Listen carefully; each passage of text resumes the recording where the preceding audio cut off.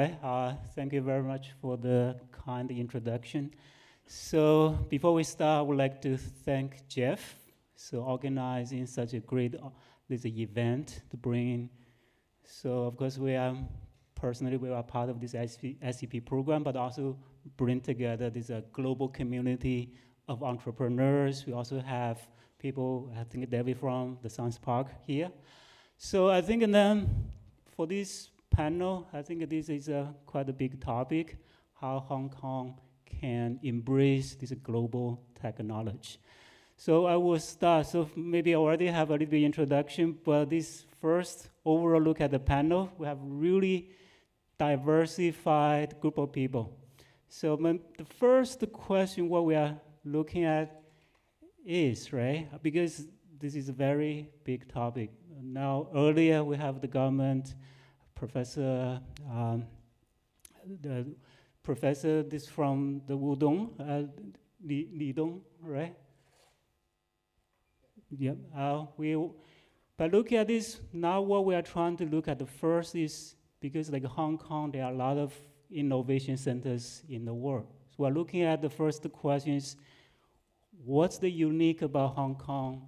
How do we position ourselves in this global technology, this landscape?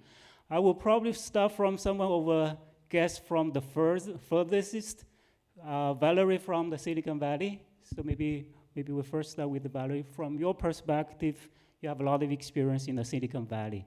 So maybe from your perspective, how Hong Kong should position itself in this global technology, this ecosystem. Thank you very much. First of all, thank you, Jeff, and very proud to be here, all the way from Silicon Valley, from San Francisco. There's a lot of discussion about what's happening in China, like what's happening in Hong Kong, and generally in Asia. And I believe it's happening because there's understanding that the tides are shifting. I lived in China more than 10 years ago when I moved here on a scholarship from the Chinese government. I studied here first in Nankai University in Tianjin, and then I moved here on the south. And what I've seen 10 years ago was remarkable. It was fantastic, like infrastructure, scientific developments, everything was just booming, and now there's more and more. And I feel Hong Kong has this really unique positioning, not just like the China, but to the rest of the world. It has everything, all the pieces for success. There's infrastructure, there's access to talent, there's a lot of capital, and a lot of knowledge was accumulated over the last 10, 20, 30 years. So what we need is just a few little tweaks, right? Like helping to change the mindset of people, to take risk, and to know that government will support them, and they're not afraid to take the risk to start companies. So, and also what I've heard recently, we were 2 days ago on the Oak Tree seminar from Howard Marks, and he really said that what kind of stuck in my mind. He said that Japan and Europe are seniors, US it's adults, and China is a teenager, or like the Asia, right? And Hong Kong as well. Teenager is volatile, but the growth of teenager lies decades ahead, right? So meaning, even there's some turbulences and things are still developing, this is where the growth is happening. So I believe Hong Kong is going to be in the center of that. All right, thank you for that comment. Now we switch to the other extreme. We have Anina, which is, you grew up here, you become an entrepreneur, you're kind of going the other way. I think your company kind of went to the Silicon Valley. It's kind of going the other direction. So from your perspective, right, now how do we position Hong Kong in that global, this innovation ecosystem? Yeah, so maybe I will try to take this opportunity to introduce myself and what I'm doing. Yeah, so I'm Anina, co-founder of Conbay.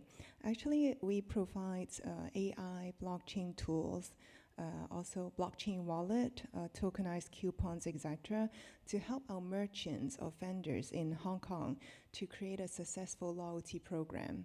And based on our past experience, we have helped a lot of our merchants to double their revenue with our technology. Actually, having a startup, it's not easy, especially during these 2 years, but fortunately, we have received a lot of support from the government. And because during COVID, Hong Kong government has granted out a lot of different kinds of funds, helping us to mitigate the challenges. And also right now, we all belong to some of the incubation lab. And the Hong Kong government has tried to sign different MOUs with different countries, not only with Greater Bay Area, but also with Dubai. That is why sometimes we can also leverage HKTDC to kind of like expand to other markets with a lot of support. Because, you know, if we want to duplicate our business model to expand to other countries, sometimes it's difficult because we do not have the network, we do not have the resources. But by leveraging the connection providing by the government, it's much easier and more targeted. And as you said, for Hong Kong, I think it is a very developed free market economy with low taxation. And also a very welcome open trade policy. That is why it is also one of the advantage of setting up our companies here and to leverage all these advantages to kind of like helping our business to thrive. Thank you for these inside comments. So next, I will actually go to Lily Zhang in the middle. So she is kind of everywhere, right? We have Valerie from the Silicon Valley to Hong Kong. We have Anina going from Hong Kong to Silicon Valley. It's very hard to define where Lily comes from, right? Yesterday I come from Singapore. Arrived, no, this to be technically, she arrived 2 o'clock in the morning today. All right, so now she also manages all kinds of like entrepreneur now turning into an investor. So now given you, I probably have seen all these global innovation centers everywhere. From your perspective, how should Hong Kong position itself? I'm still one of the board member of a Hong Kong listed company. And we applied for something like license in Hong Kong for many years. So I think I have a little experience about Hong Kong. The benefit of Hong Kong is coming from mainland China. It's the connection with mainland China to Western world. And fortunately, it's also a free port, rule of laws, and also safety place for many, many people around the world. You know, freedom means innovation.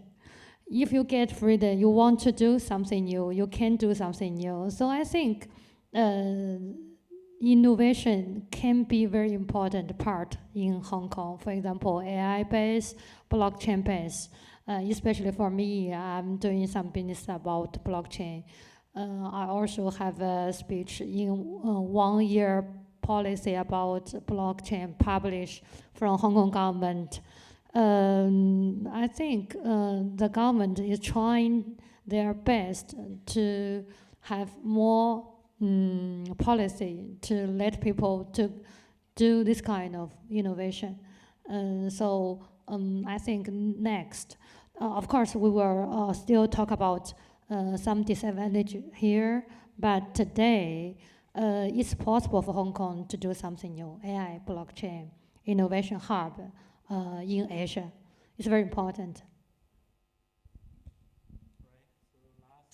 We'll go to Davey. I think Davey is very local, even though he has a lot of global experience, but now he's based here, at least Absolutely. his current job, right? He's very local in the sense he's like the host in the science park, all right? So from your perspective, I'm pretty sure you have done a lot of strategic mapping, learning from other innovation centers. Then from your perspective, how do you look at how should we position Hong Kong, Well, I think first of all, it's really great to have all of you here, and my journey is a bit easier because I just come to Shenzhen almost on a daily basis because I live in Hong Kong, so I come back to Hong Kong, so it's like Hong Kong to Shenzhen, Shenzhen to Hong Kong, not like GBA to the Silicon Valley or the other way around. Now, but I think to answer the question of like how Hong Kong position itself is right now, we're not talking about Hong Kong itself. We're telling about the story of Greater Bay Areas. Hong Kong is just like an 8 million market. Our population is not really that big comparatively, but Greater Bay Area together is 10 times larger with over 86 million population. So we do see a lot of complementary strengths between Hong Kong, Shenzhen, and Guangzhou, and other parts of the area, and that together it is a much bigger attractions and much bigger driving force that can promote the innovation and technology hub. And we do have very unique offerings here in Hong Kong comparative to other cities. And obviously, we do work with Singapore, San Francisco, and other major international cities because the connectivity is the critical positioning that Hong Kong has offered and will continue to offer. All right, I think that's kind of like the first question. How do we position ourselves? I think through the discussion, right? I think it's becoming quite clear. Hong Kong has its unique advantages, but on the other hand, we cannot do everything, right? Because innovation becomes more and more global. You do need that kind of a connection. So the next topic I want to discuss is regarding, so given that, right? So historically, Hong Kong has been, is like the gateway to China, right? And also has been considered as a financial center, but it's not so much on the technology map, right? To make that kind of a transition from a financial center to an innovation center, what can we do internally, right? What kind of a policy the Hong Kong government can do to foster, to cultivate that kind of a culture? So again, maybe this time I go kind of the reverse sequence. Maybe probably start with David. So what are the things we are doing internally, and then over members from like other parts of the world, they can maybe give comments on top of that. Maybe this time we'll start with David. Okay. Professor Shen Dong has give us the opening speech, but Hong Kong actually is very actively promoting the INT, innovation technology industry. Actually, in the higher level planning, 1/3 of Hong Kong's land in the northern part is reserved for innovation and technology, so that the future, according to the government's planning, is that kind of like north for innovation and technology, and then south for financial services. Because looking at geographical locations, we have Central, we have Causeway Bay franchise in the south, but the northern part, actually, like some of us, our science park facilities, and north of the border, we also have Shenzhen, and then that's why we do have that planning to that. And of course, it's a very large topic, and talent is crucial at the development of the innovation technology industry.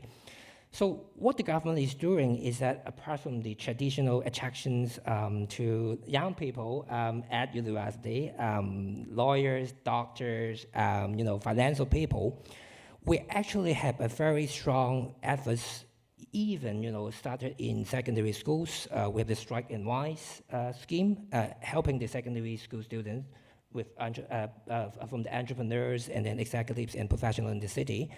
And we have events in Science Park, and currently, I'm also one of the mentors of that program. So from secondary school, we have them, get into the technology field. And we also have like a lot of co-op programs with Chinese University and other local university, and also like internships here, so that to get them a taste, make sure they make an informed decision when they, pursue their career. And it is from that we will hope to like graduate, to change that sentiment that Hong Kong, if you want to be successful, you work in financial services, or like doctor, legal professions. But INT has a lot more to offer.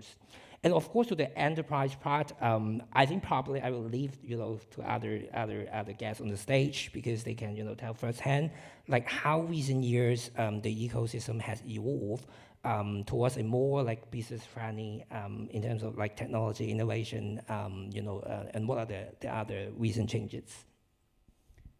All right, so Lily, from your perspective, if you can make a recommendation to the Hong Kong, the local government, what's on the top of your wish list?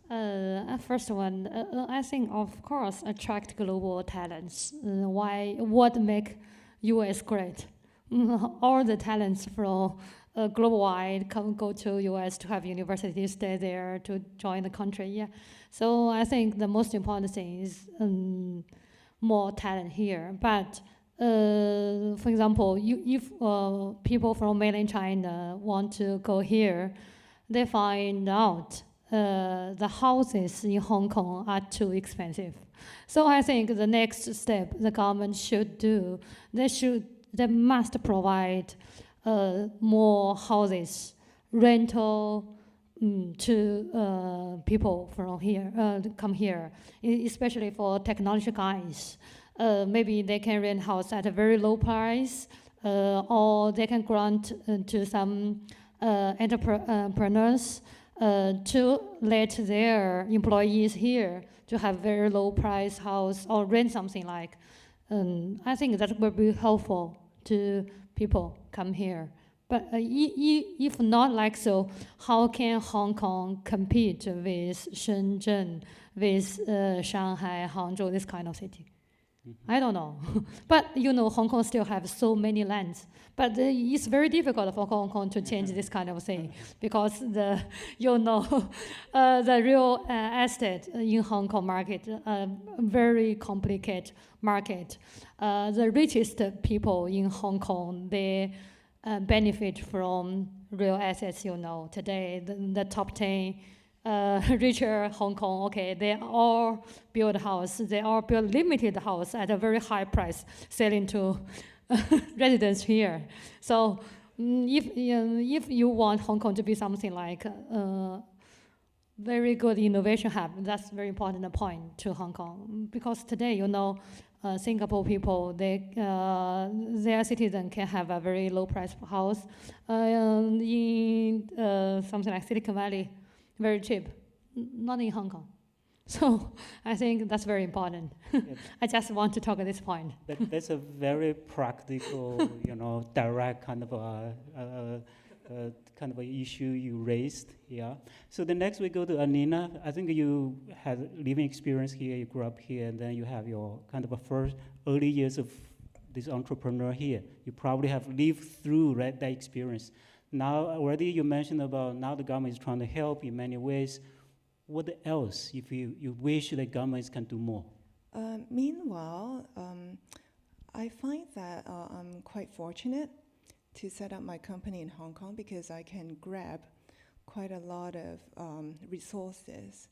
And maybe I can just try to give you an example. For example, like the high-speed railway. Every day right now, meanwhile, after COVID, I travel to Greater Bay Area a lot. If I want to go to Shenzhen, it takes me only like 12 minutes.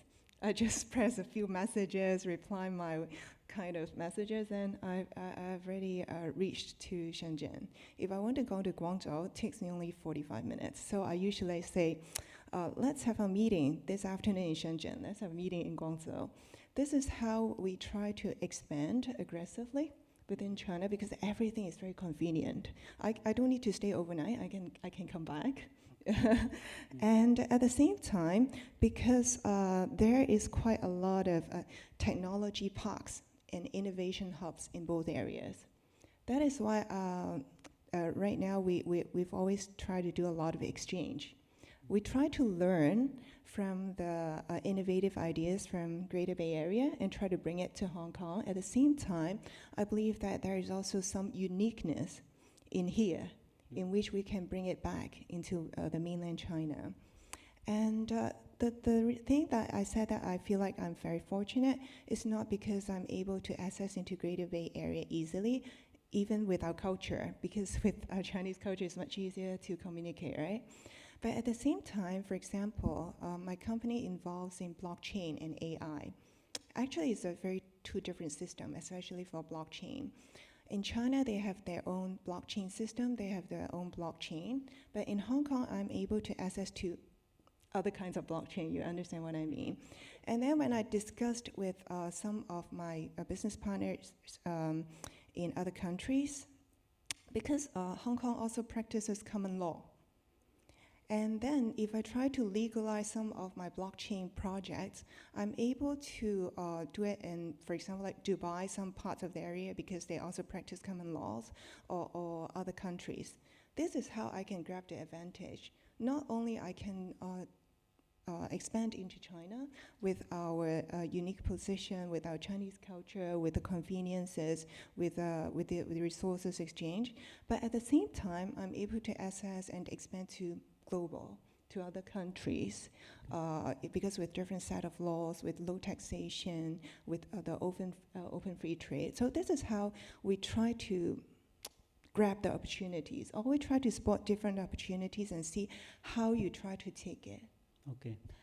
All right. Last we go back to Valerie. So you have been from the Silicon Valley. Of course, now Silicon Valley is the center of innovation. Still, I think many parts of the world trying to copy that, but so far we don't have many successful stories. So there's something unique going on in the Silicon Valley. I think by going back to Stanford, we experienced that kind of a culture, right? It's very strong. Now, if you want to make a recommendation to Hong Kong, how can Hong Kong, right, to learn from that, how to cultivate that kind of a culture here in Hong Kong? What would you recommend?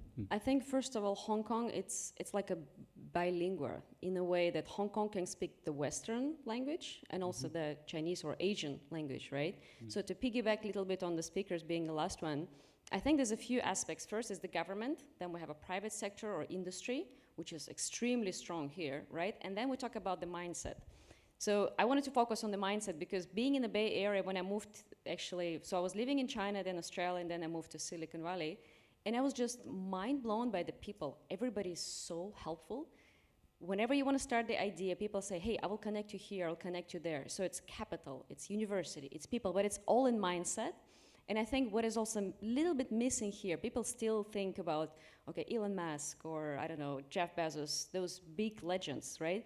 You have to find your own legends. There are. I mean, like, not to name a few, I mean, Jack Ma, it's like, he's a fantastic individual, right? Find the people here in Hong Kong or in bigger China who can inspire the new wave of entrepreneurship. Yes, Silicon Valley is great and there's so many good things, but there are talents here, right? What China have done, I remember when I was moving from Tianjin to Guangzhou, they just opened this high-speed train, and I was taking this instead of flying. I was just, this is remarkable. So having this really strong infrastructure in the industry, right? And when you also say that the richest people here in real estate, it's actually a huge advantage. You need to change the culture. People are not afraid to take risk. They're not afraid to, okay, I'm not going to corporate career. This is not the path I'm taking. Get out, right, and start something on my own. Go to the people who are in the industry. Say, you're building something in construction. How can I help you? How can we innovate? Because if you look at the number of research, and I believe everything start from research, and that's why the US is a little bit freaking out about China, 40% of paper in AI in US and global conferences coming from Chinese researchers. So the number is only getting bigger. So you do have all the pieces of success.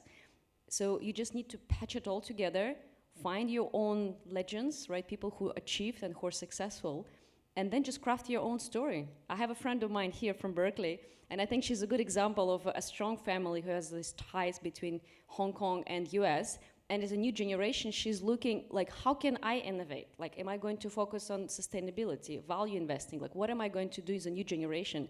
So I think the goal of the government and organizations like a Science Park to find this talent, to provide a safe space, probably like some affordable housing that can help in Hong Kong, and just tell them this is possible. You have to, you can create and you can innovate.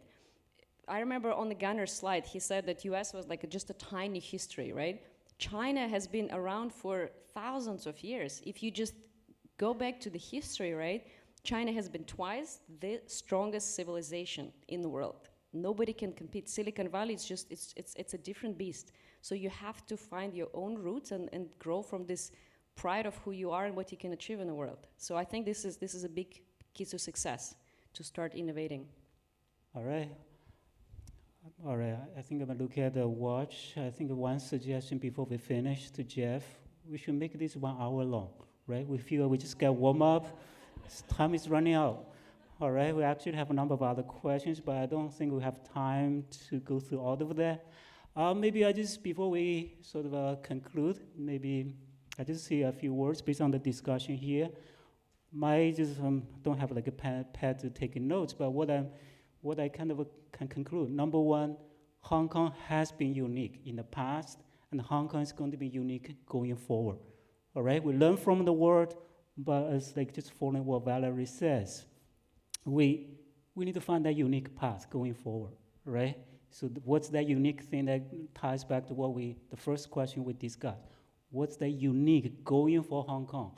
How should we position ourselves internally? We probably build a very strong infrastructure, culture, practical issues like housing, right? Those are like, it's like a clock in the complex system. We need to get those in place, and we need to like open the arms. I guess that's the other key point. Hong Kong cannot innovate within Hong Kong itself, right? We need to collaborate, of course, the first Great Bay Area, but also to Silicon Valley, to Singapore, to everywhere else. I think we need to have the open-minded to embrace that kind of a connectivity. Then people will come, great things will happen, as they say, right? Technology is the magic of over time. I think maybe probably in 10, 20 years' time, the richest people from Hong Kong are not the real developers, but more and more people from tech startups. Hopefully, some of the panelists, people in the audience, it's going to be on that list. So with that, we kind of time is running out, right? Now it's lunch time. So we have over panel discussion here. But of course, the audience later on, we can find over panelists to further this discussion. Thank over panels and thank over audience for this wonderful discussion.